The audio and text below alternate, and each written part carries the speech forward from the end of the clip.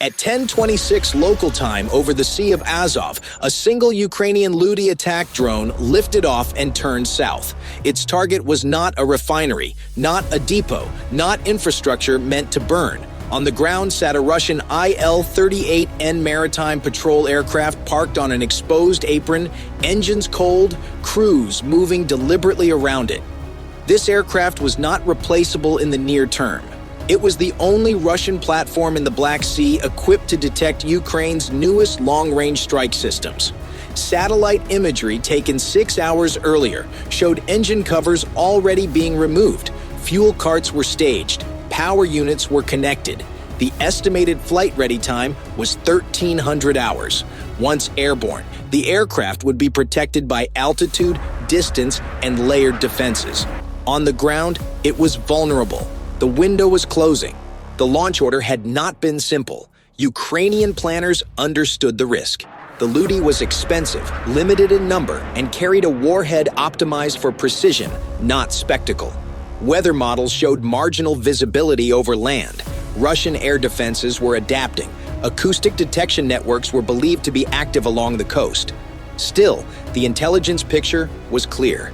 If the Il-38N flew, Russia would regain a critical sensor node. The strike was authorized. The drone lifted, climbed briefly, then descended immediately, committing to a low-altitude profile that would leave no room for correction later. At 10:31, the Ludi crossed the Ukrainian coastline and dropped to 50 meters above the water. The Sea of Azov was gray, cold, and flat. Ahead lay 280 kilometers of open water. At a steady cruise speed of roughly 220 kilometers per hour, the crossing would take 76 minutes. 76 minutes with no radio emissions, no updates, no feedback. The drone's composite airframe was shaped to scatter radar energy unpredictably, breaking up coherent returns. It was not invisible, but it was difficult enough that radar alone would struggle. At this altitude, Earth's curvature mattered. Radar waves travel in straight lines. The planet does not. Below the radar horizon, the drone disappeared from Russian screens. For more than an hour, it effectively did not exist. During that hour, Russian systems remained quiet. No alerts, no tracks, nothing moved. But the absence of radar contact did not mean the absence of detection. Along the Krasnodar coastline, Russia had spent months building an alternative layer. Towers that once carried nothing more than cellular repeaters now hosted something else. Small gray cylinders, bolted inconspicuously to steel frames, each containing multiple microphones and a processor. Radar could be fooled. Sound was harder to hide. At 11:47, the Ludi made landfall east of Primorsko-Akhtarsk, 70 kilometers from its target. 19 minutes remained. 3 seconds after crossing the coastline, the silence broke. One of the coastal acoustic nodes registered a signal that did not belong. The Ludi's turbojet was not designed for quiet. At 100 meters, it produced roughly 85 decibels, the acoustic signature of a motorcycle at speed. The compressor blades generated a sharp whistle in the high-frequency band. Combustion added a lower rumble. Cold winter air carried those frequencies efficiently, reducing attenuation. The sound was faint, but distinct.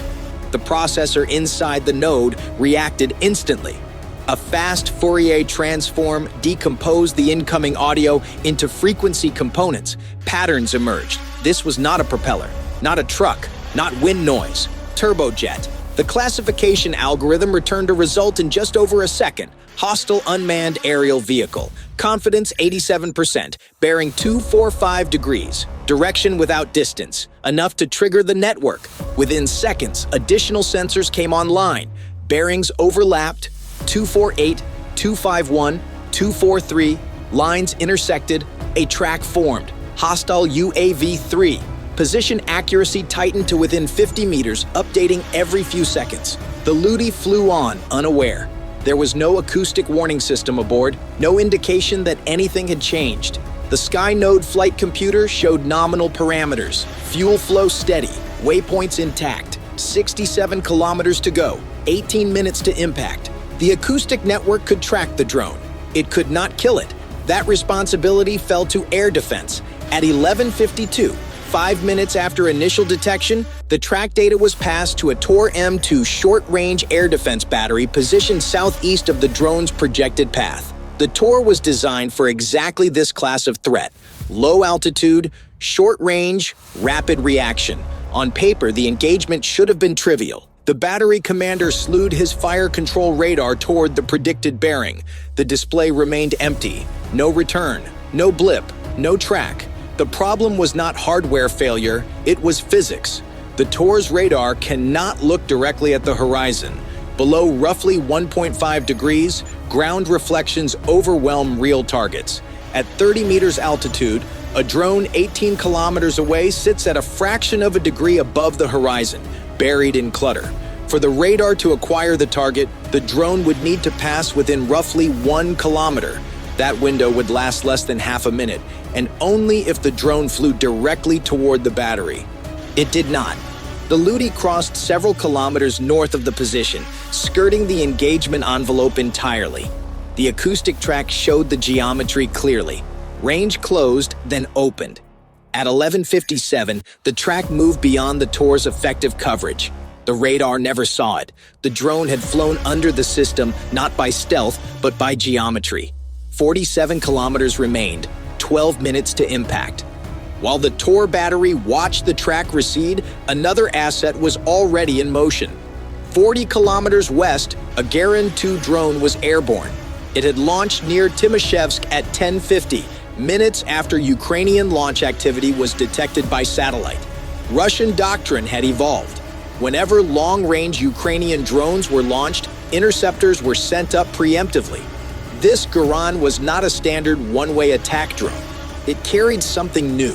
Bolted to its upper fuselage just behind the wing root was a modified launcher holding a 9K-333 Verba missile, a shoulder-fired air defense weapon adapted for airborne use. The mounting was crude: aluminum brackets, external wiring, servo motors taped into place, ugly, improvised, and barely aerodynamic. The added weight reduced endurance to roughly 90 minutes. There was one missile, one chance. By the time the Ludi crossed the coast, the Garan had already been airborne for nearly an hour. Fuel margins were thin. The operator received the acoustic track via relay nodes. Hostile UAV-3, bearing 095, range 38 kilometers, heading northeast. The operator adjusted course, descending to 600 meters to improve sensor geometry. The search began. Finding a drone flying at 30 meters over farmland is fundamentally different from intercepting an aircraft against open sky. Thermal contrast collapses near the ground. Frozen soil, plowed fields, irrigation canals, buildings, tree lines all generate competing signatures. The Verba seeker relies on contrast across multiple bands: hot against cold, clean against clutter. The operator scanned patiently, knowing every minute reduced his fuel reserve. At 11:59, the Ludi encountered terrain that forced a climb. A shallow ridge blocked its path. The flight computer executed the program response. The drone climbed to 80 meters, crossed the ridge, and immediately dove again. 3 seconds. That was enough.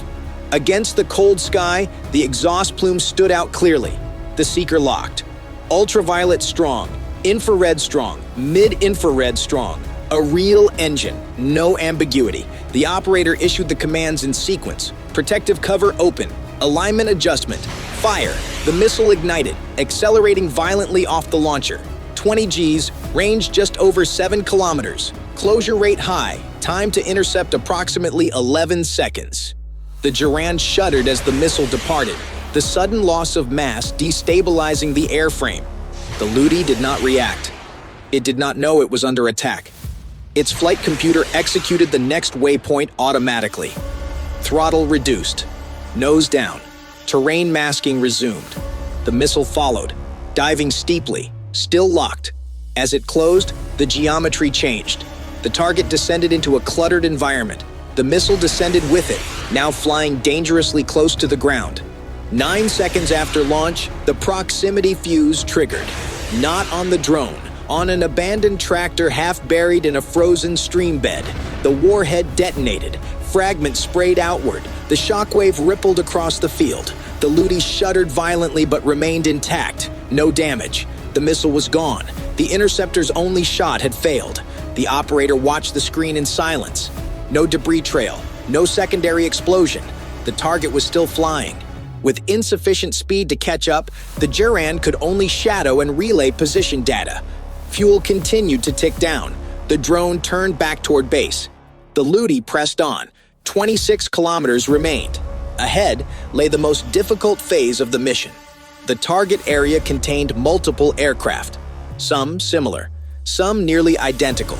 From low altitude and oblique angles, visual discrimination would be challenging. Destroy the wrong aircraft and the mission would fail strategically, even if it succeeded tactically.